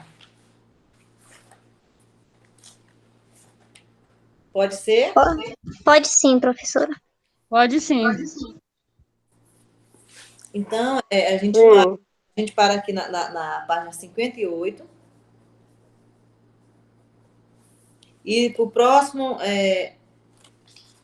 encontro, eu vou dividir as páginas de acordo com cada componente do grupo. Aí vai ficar da página 61. Eu vou olhar aqui direitinho as páginas e passo para vocês, tá? Tudo bem, professora. Então, o que a gente vai estar encaminhando agora? Eu vou passar para vocês os modelos de plano. Ficou alguma dúvida do que a gente conversou inicialmente, porque a gente vai fazer agora? Ficou alguma dúvida para vocês com relação às atividades para a gente colocar em sala de aula? Não, professora, não tá. Minhas dúvidas estão só em questões pessoais mesmo, de como eu vou fazer para mandar isso, né? Pois é, eu vou postar os vídeos que as professoras já fizeram e vou postar o exemplo de 2 planos de aula de cada turma, tá? Que eu acho que vai dar uma melhorada assim para que vocês...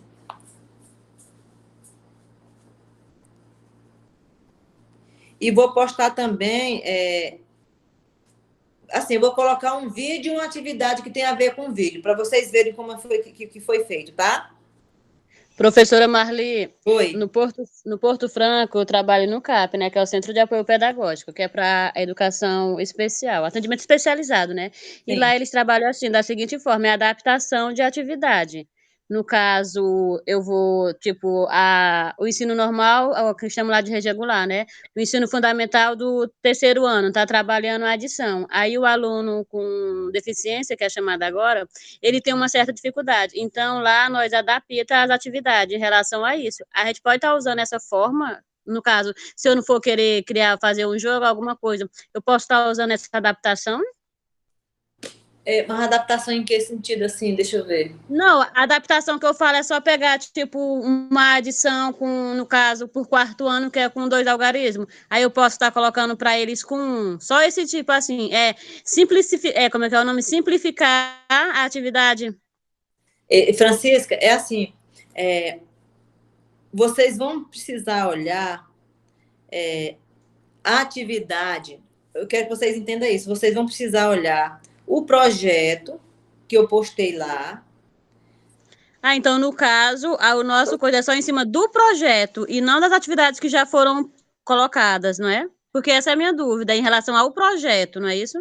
Se vocês quiserem fazer relacionado, é porque assim, quando eu falo projeto, vocês ficam bem mais livres para vocês criarem a atividade que vocês quiserem, entendeu? Ah, tá, entendi. Eu quero mostrar para vocês como é que elas fizeram. Tipo assim, ela elaborou a atividade, pesquisou um vídeo para dar suporte para o pai na realização daquela atividade. Porque fica tranquilo para vocês fazerem dessa forma. Aí vocês precisam olhar esses conteúdos dentro do projeto, o meio de transporte e o meio de comunicação, que é o que está sendo trabalhado esse mês. Entendeu? E eu quero que vocês sejam bem francos comigo. O que vocês não estiverem entendendo, vocês precisam me dizer, porque o tempo está correndo. E aí eu não gosto de trabalhar dando pressão em ninguém, mas eu quero que vocês sejam bem francos comigo. Tem alguma coisa que eu esteja dizendo que não esteja claro? Precisa ser mais... de que forma eu posso chegar mais próximo de vocês? Vocês precisam ter essa clareza comigo. Porque, assim, vocês têm para fazer o relato de experiência e o que eu quero chamar a atenção todo o tempo, que esse relato de experiência, ele tem a ver com essas atividades que vocês vão colocar nos grupos da escola, porque vocês vão estar divididos em subgrupos e esse subgrupo, cada um vai ter que contar a sua experiência individual, tá entendendo? E eu ainda quero levar como diferencial que cada um de vocês que fizeram a atividade foi socializado com todas as outras turmas, tanto do Jardim 1 como do Jardim 2, que vai ser o diferencial do nosso seminário, que vai dar para a gente refletir muito sobre isso aí. Professora, agora aqui, se você falando, me veio uma dúvida, mas é em relação ao relatório. Porque nós estávamos no Valfredo Campos Maia e agora nós estamos no Santa Terezinha. Daí, da parte anterior, eu entendo que você tem que falar de tudo, que já é um relato é um relatório, então você tem que falar desde o início, mas a minha dúvida ficou quando chega na parte de falar da supervisora, porque nós tivemos 2. E até então, tem como sim nós falarmos a respeito do seu andamento, mas ainda para mim é pouco. Aí, como nós já tivemos muito contato com a outra, então eu penso assim, tem que falar das 2 supervisoras que a gente teve? Com certeza. Com Entendi. certeza. Porque é relato de experiência. Então, quem foi que acompanhou essa experiência de vocês? Foi a Aline. Vocês vão falar de mim somente esse processo em que eu estive presente. Entendi, professora. Entendeu? Porque, por exemplo, essas discussões teóricas que aconteceu, vocês discutiram com ela, esses textos que vão ser embasamento para essa... Como é que chama? Que vai ser embasamento para esse relato de experiência. Entendeu? Fui clara, gente? Então, assim, as discussões da Aline, ela precisa aparecer nos relatos de vocês, que foi ela que discutiu esse suporte teórico até o dia que ela ficou. Mas esse suporte teórico, ele vai ser A preparação para que vocês façam essas atividades práticas é quando vocês vão falar de mim, entendeu? E a discussão também desse livro que vai dar esse aparato no momento de vocês sistematizarem, entendeu? E aí o relato de experiência você vai citar o crescimento que vocês tiveram a partir do que foi discutido e da prática que vocês vivenciaram. Essa é a sistematização de experiências que vocês vão ter. Vocês discutiram, teoricamente, um texto, vários textos, e aí vocês conseguiram colocar em prática qual foi a experiência que vocês tiraram disso, de vivenciar a teoria e a prática. Qual foi o crescimento que vocês tiveram aí?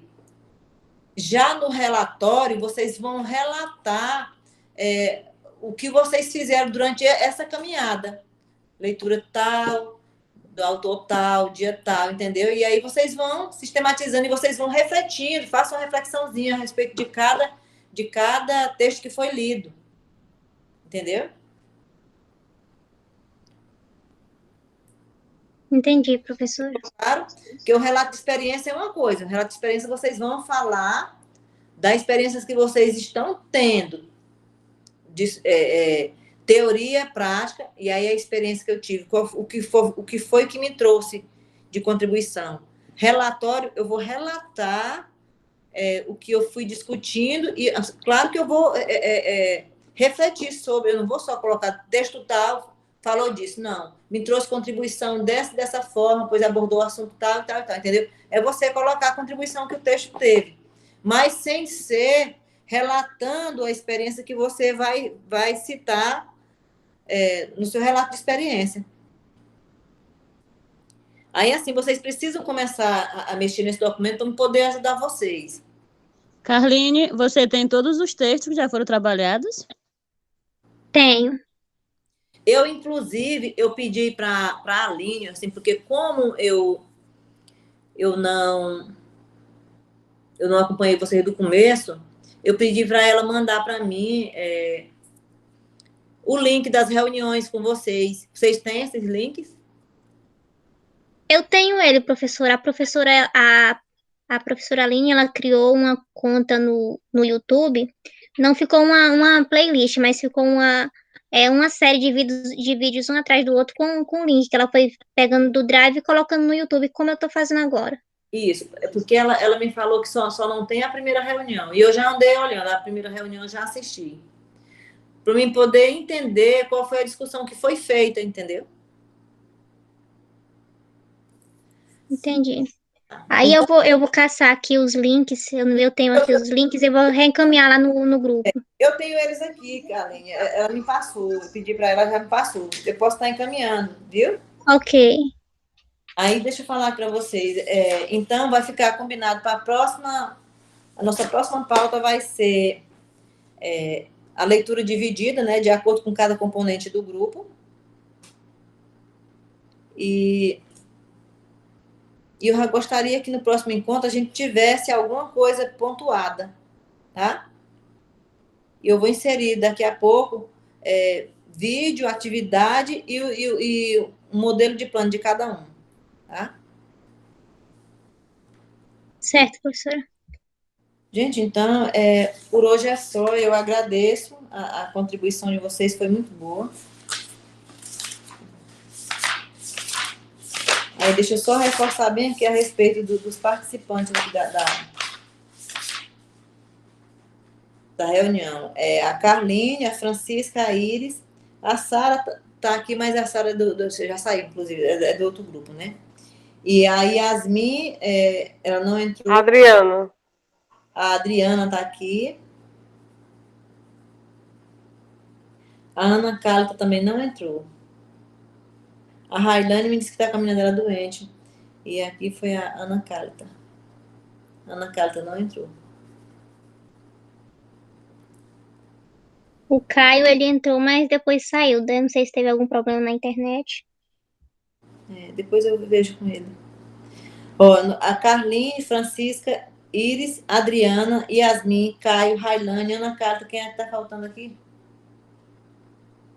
A Raíssa. Né? Sim.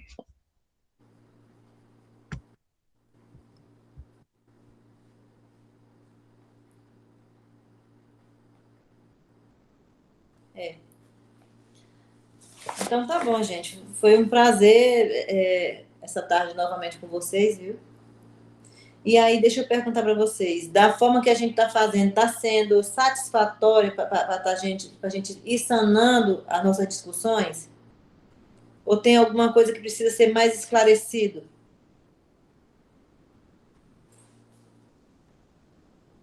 Professora, para mim está sendo bem satisfatório. Eu estou conseguindo realmente fazer isso que o texto está propondo, que é refletir, né? É o que é o essencial. Você não só fazer, estou refletindo e tal, mas você saber ressignificar o conhecimento. Porque Isso. você aprende quando você, a partir do momento que você consegue ressignificar aquilo que você está recebendo. Então, para mim, até o momento está sendo satisfatório. Da forma que a gente está debatendo, está tudo tranquilo, né? Tá, sim. A minha forma de explanar está sendo clara para vocês? Tá, professora. Que a gente vai debatendo os pontos que são importantes. Então, para mim, até se encontra, né, os pontos. É, Então, para mim, ele tá sendo, o seu jeito de falar tá sendo porque né, eu me sinto mais à vontade para conversar, porque é mais um diálogo, não tem aquela coisa de você ficar, para mim eu não tô me sentindo presa para conversar. que bom. Eu gostaria muito sempre que vocês, no momento que vocês tiverem igual a Francisca hoje, ela colocou que seria interessante a gente dividir o texto para que os outros também colaborem, na medida que vocês repensarem, que aí a gente vai refletir, né, sobre nossas reuniões, na medida que vocês forem visualizando metodologias melhores para que a gente faça essas discussões, eu gostaria que vocês apontassem e fiquem à vontade para fazer isso, tá bom? Se em algum momento eu fizer uma discussão que vocês não entendam, eu gostaria que vocês fossem sinceros comigo, me dissessem para que a gente retome, para que a gente possa estar bem próximo uns dos outros, tá bom? Ok. Hoje, então, tá bom, gente. Bom final de semana, viu? E aproveitem bastante, né, para refletir, né, sobre as nossas discussões. Professora Marli, a reunião com a professora Fabiola já foi marcada? Daqui a pouco eu vou ver com ela qual é o dia que ela quer. Ela me mandou uma mensagem da agora, eu vou dar uma olhadinha para ver qual é o dia que ela quer. Só que ela está me cobrando outra situação lá. A gente está conversando sobre outra situação. Aí eu vou ver aqui com ela. Tá? Ok. Então tá, gente. Obrigado, viu? Boa tarde para vocês. Bom final de semana. Boa tarde. Bom final Boa de tarde. semana.